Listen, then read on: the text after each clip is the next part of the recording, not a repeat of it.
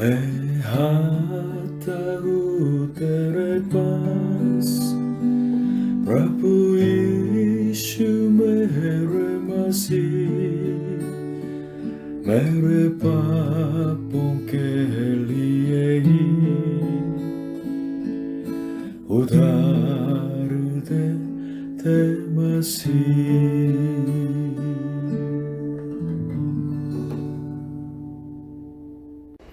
Hallelujah. प्रभु यीशु मसीह जी आप सभी को आशीष दे। प्रभु यीशु मसीह जी ने अपने चेलों को प्रार्थना करने के लिए आज्ञा दी।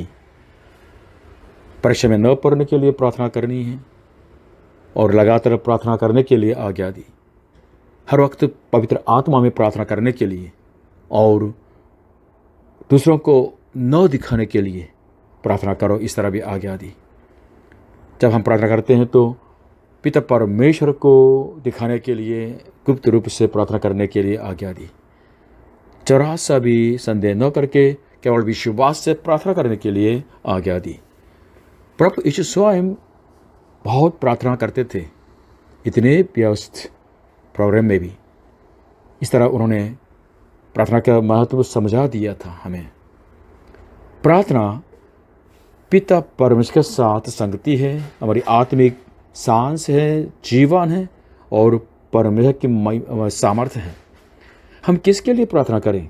अपने लिए, अपने परिवार के लिए, अपनी पड़ोस के लिए, शत्रुओं के लिए, जो लोग पीड़ा में और पापों में फंसे हैं उनके लिए, अपने समुदाय के लिए, अपनी कलीसिया के लिए, प्रभु की कलीसिया के लिए, अपने देश के लिए, दूसरे देशों के लिए और दूसरी जातियों के लिए हमें प्रार्थना करनी है।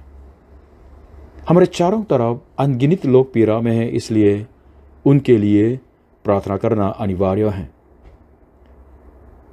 21वीं शताब्दी में बहुत मीडिया की विकास हो गए हैं, इसलिए हमें संसार के खबर मिलता है, इसलिए हमें संसार के लिए भी प्रार्थना करनी है। जो लोग प्रभु ईश्वर विश्वास करते हैं संसार के लिए प्रार्थना के लिए बुलाए हुए हैं। इसलिए जब यूक्रेन और रशिया के युद्ध हुआ तब से हम प्रार्थना करके आ रहे हैं। और 2 साल पहले ईरान में एक स्त्री जिसने हिजाब नहीं पहना इसलिए उसकी मौत हुई थी, उस खबर को सुन के हम ईरान के लिए प्रार्थना करके आ रहे हैं। अगर हम परमेश्वर के वचन के अनुसार संसार के जातियों के लिए, देशों के लिए प्रार्थना करते रहेंगे तो परमेश्वर उनके महिमामय कार्य करेंगे, संसार में बदलाव लाएंगे और हम परमेश्वर की महिमा देख सकेंगे। भाइयों बहनों, धीरज के साथ और विश्वास के साथ लगातार प्रार्थना में लगे रहिएगा ताकि आप परमेश्वर का दर्शन और उनकी महिमा पाएं। आज के वचन मत्ती रचित सुसमाचार 6वें अध्याय 9 से 13। सो तुम इस रीति से प्रार्थना किया करो, हे हमारे पिता तू जो स्वर्ग में है, तेरा नाम पवित्र माना जाए, तेरा राज्य आए, तेरी इच्छा जैसे स्वर्ग में पूरी होती है वैसे पृथ्वी पर भी हो। हमारी दिन भर की रोटी आज हमें दे, और जिस प्रकार हमने अपना अपराधियों को क्षमा किया है वैसे ही तू भी हमारे अपराधियों को क्षमा कर, और हमें परीक्षा में न ला परंतु बुराई से बचा, क्योंकि राज्य और पराक्रम और महिमा सदा तेरे ही हैं, आमीन। हम आज इस पदों में से 10वें पद, तेरा राज्य आए, तेरी इच्छा जैसी स्वर्ग में पूरी होती है वैसे पृथ्वी पर भी हो, इसमें से तेरा राज्य आए, इस पर मनन करते रहेंगे। हालेलुया। मत्ती 6:10, तेरा राज्य आए। जब इस संसार के अंतिम दिन आ जाता है तो सारे देश गायब हो जाएंगे, सिर्फ परमेश्वर का राज्य ही लगातार बना रहेगा। इसलिए इस तरह प्रार्थना करने के लिए आज्ञा दी है, तेरा राज्य आए, योर किंगडम कम। अभी इस जगह में परमेश्वर आपका राज्य आए, इस तरह हमारी प्रार्थना है। जब जब हम इस संसार में दुष्ट का काम और पापों को देखते हैं तो हमें सतर्क होकर पवित्र जीवन जीना है और न्याय को स्थापित करने के लिए हमें काम भी करना है, लेकिन साथ साथ परमेश्वर के राज्य के आगमन के लिए यानी परमेश्वर के शासन होने के लिए हमें प्रार्थना करते रहना है। 2022 सितंबर 13 तारीख को ईरान में एक खुर्द जाति के स्त्री जिसका नाम माशा आमीनी था, उसने जो इस्लाम के जो हिजाब है काला काला सा, वो उसको नहीं पहनाया। उसकी वजह से उस समाज के जो नैतिक पुलिस, मोरालिटी पुलिस वालों ने उसको पकड़ लिया है, उसको बिल्कुल मारपीट किया है और उसको बिल्कुल जेल में डाला था। और 3 दिन के बाद सितंबर 16 को उसकी मौत हो गई है। इसकी वजह से अनगिनत ईरानियन लोगों ने प्रदर्शन किया है, उनको भी मारपीट हो गई और कुछ लोग तो बिल्कुल मारे गए। तब से हम ईरान के लिए प्रार्थना करके आ रहे हैं। हाँ, न केवल हम वरन अनगिनत लोगों ने ईरान के लिए प्रार्थना की होगी। इसके बाद ईरान के जो पॉलिटिक्स में बदलाव आ गया है। 2024 मई 19 को ईरान के जो प्रेसिडेंट हैं, राष्ट्रपति इब्राहिम राइसी और उसके 7 मंत्री लोग तो हेलीकॉप्टर में बैठे थे, लेकिन वो गिर गया और सारे लोग मर गया। ये इब्राहिम राइसी इस्लामिक बिल्कुल कट्टरपंथ के आदमी था, लीडर था। उसके शासन में तो इस आमिनी के जो घटना की वजह से जो लोग प्रदर्शन कर रहे थे उनको बिल्कुल सताया है और उनमें से 551 लोगों की मौत हो गई थी। एक बार ये मैंने देखा था यूट्यूब पे, लेकिन मैंने सोचा कि किसी ने कहा कि ये बिल्कुल झूठ है, इसे मैंने विश्वास नहीं किया। लेकिन अभी एक जो चर्च के दिकों के द्वारा पता चल गया कि ये सच निकला है। सच में वो इब्राहिम राइसी वो मरा। इसकी वजह से जून के 28 से लेके जुलाई के 5 तक ईरान में इलेक्शन हुआ था और नया राष्ट्रपति सिलेक्ट किया गया है। इसका नाम है मसूद पेजेश्कियान। ये नया जो राष्ट्रपति तो रिफॉर्मिस्ट हैं, सुधारक हैं और ईरानियों के जो प्रजा के करीब 55% के सपोर्ट उनको मिला है। इसलिए हमारी अपेक्षा है कि आगे ईरान में तो परमेश्वर बहुत बहुत बदलाव ले आएंगे, क्योंकि ईरान की जो तानाशाही को परमेश्वर ने समाप्त कर दिया है। इसलिए परमेश्वर की महिमा हो। हम लगातार प्रार्थना करें, प्रभु तेरा राज्य आए ईरान में। हालेलुया।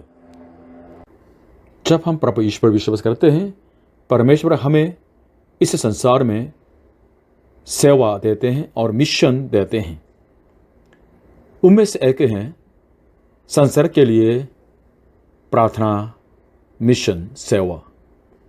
1 तीमुथियुस 2 अध्याय 1 से लेकर 4। अब मैं सबसे पहले यह उपदेश देता हूं कि विनती और प्रार्थना और निवेदन और धन्यवाद सब मनुष्यों के लिए किए जाएं, राजाओं और सब ऊंचे पद वालों के निमित्त, इसलिए कि हम विश्राम और चैन के साथ सारी भक्ति और गंभीरता से जीवन बिताएं। यह हमारे उद्धारकर्ता परमेश्वर को अच्छा लगता और भाता भी है। वह यह चाहता है कि सब मनुष्यों का उद्धार हो और वे सत्य को भली भांति पहचान लें। प्रभु यीशु मसीह पर विश्वास करने वाले लोग, उनको एक विशेष मिशन है कि सब मनुष्यों के लिए प्रार्थना करना। पहला पद में लिखा है, विनती और प्रार्थना और निवेदन और धन्यवाद के साथ हमें सब लोगों के लिए प्रार्थना करना है।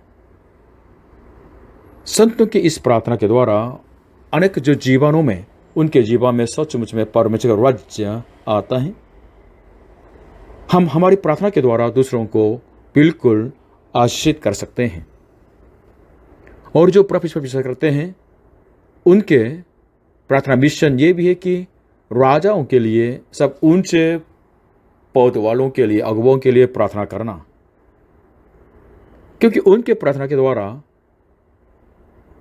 उनके लिए और देश के प्रजा लोगों के लिए सच में शांतिपूर्ण जीवन आते हैं। इसलिए हम अपेक्षा करते हैं कि सुधारक, रिफॉर्मिस्ट, नया जो राष्ट्रपति जो सिलेक्ट किया गया है ईरान में, इसलिए आगे जाके कम से कम हिजाब न पहनने से मृत्यु आने का तो संभावना न होगा। हमें प्रार्थना करना है, क्योंकि हम अंधकार को बिल्कुल भगा सकते हैं। प्रभु यीशु ने एक जो लड़के को जो जिसके अंदर दुष्ट आत्मा ग्रसित था तो ठीक करके इस तरह कहा कि प्रार्थना बिना इस तरह दुष्ट आत्माएं नहीं निकल सकती हैं।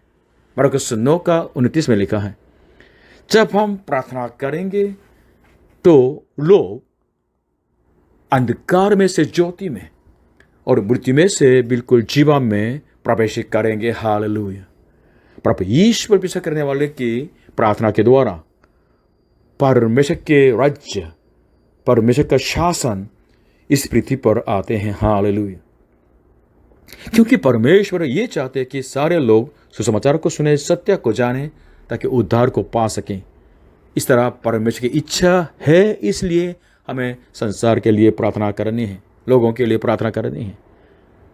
क्योंकि बाइबल का परमेश्वर, हमारा परमेश्वर उद्धारकर्ता परमेश्वर है। भाइयों बहनों, अगर आप प्रभु यीशु पर हैं, विश्वास करते हैं, तो प्रार्थना करते रहिएगा इस संसार के लिए, ताकि लोग जीवित परमेश्वर, उद्धारकर्ता परमेश्वर को जाने और मुक्ति को पाएं। हालेलुया।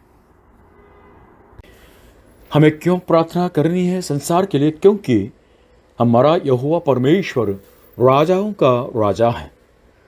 भजन संहिता 47वीं अध्याय 1 से लेकर 4 और 6 और 8 है, देश देश के सब लोगों तालियां बजाओ, ऊंचे शब्द से परमेश्वर के लिए जय जयकार करो, क्योंकि यहोवा परम प्रधान और भय योग्य है। वह सारी पृथ्वी के ऊपर महाराजा है। वह देशों के लोगों को हमारे सम्मुख नीचा करता और अन्य जातियों को हमारे पाँव के नीचे कर देता है। वह हमारे लिए उत्तम भाग चुन लेगा, जो उसके प्रिय याकूब के घमंड का कारण है। परमेश्वर का भजन गाओ, भजन गाओ, हमारे महाराजा का भजन गाओ, भजन गाओ। परमेश्वर जाति जाति पर राज्य करता है। परमेश्वर अपने पवित्र सिंहासन पर विराजमान है। सारी जातियों के प्रशंसा के योग्य यहोवा परमेश्वर ही है। इसलिए हमें उनके राज्य के आगमन के लिए प्रार्थना करनी है। सारे संसार के जो देशों का अंत है, लेकिन परमेश्वर के राज्य का अंत नहीं है। सदा के लिए, पीढ़ी से लेकर पीढ़ी के लिए परमेश्वर ही राजा बन के रहेंगे। हालेलुया।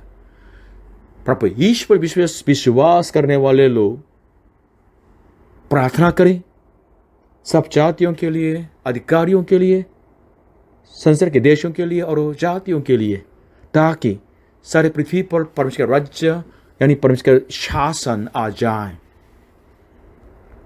सारे पृथ्वी पर यहोवा परमेश्वर ही महाराजा के रूप में प्रकट हो जाए। अर्थ में लिखा है, परमेश्वर जाति जाति पर राज्य करता है। हम इसलिए आज के वचन जैसे इस तरह प्रार्थना करते रहे कि हे परमेश्वर, तेरा राज्य आए।